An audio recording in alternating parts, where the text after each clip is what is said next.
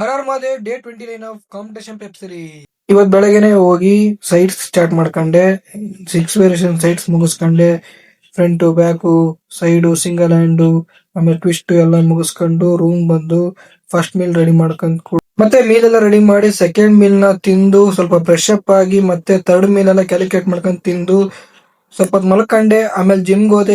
ಇವತ್ತು ಬ್ಯಾಕ್ ಮತ್ತೆ ಟ್ರೈಸಿಪ್ಸ್ ಇತ್ತು ವರ್ಕೌಟ್, ಎಲ್ಲ ಆಲ್ಟರ್ನೇಟ್ ವರ್ಕೌಟ್. ಮ್ಯಾಕ್ಸಿಮಮ್ ಪುಷ್ ಮಾಡಿದೆ, ಎಲ್ಲ 3 ಸೆಟ್ ಮಾಡಿದೆ. 25 ಮೇಲೆ ರೆಪಿಟೇಷನ್ ಇದ್ದು ಡಂಬಲ್ ಓವರ್ ಹೆಡ್ ಎಕ್ಸ್ಟೆನ್ಷನ್ ಮುಗಿಸ್ಕೊಂಡು ರಿವರ್ಸ್ ಪುಲ್ ಡೌನ್ ಮಾಡ್ಕೊಂಡು ಆಮೇಲೆ ಅದು ಕಂಟ್ರೋಲ್ ಕಲ್ಸ್ಕಿಶರ್.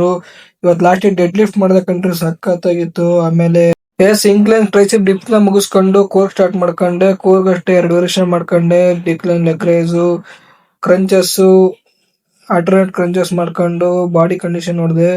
ಲ್ಯಾಟ್ಸ್ ಮಾತ್ರ ಸಖತ್ ಪಂಪ್ ಆಗಿತ್ತು, ಚೆನ್ನಾಗಿ ಕಾಣ್ತಾ ಇತ್ತು, ನೋಡ್ತಾ ಇರ್ಬೋದು. ಟ್ರೈಸಿಪ್ಸ್ ಅಷ್ಟೇ, ಟ್ರೈಸಿಪ್ಸ್ ನೋಡಿ ಸಖತ್ ಕಾಣ್ತಾ ಇದೆ.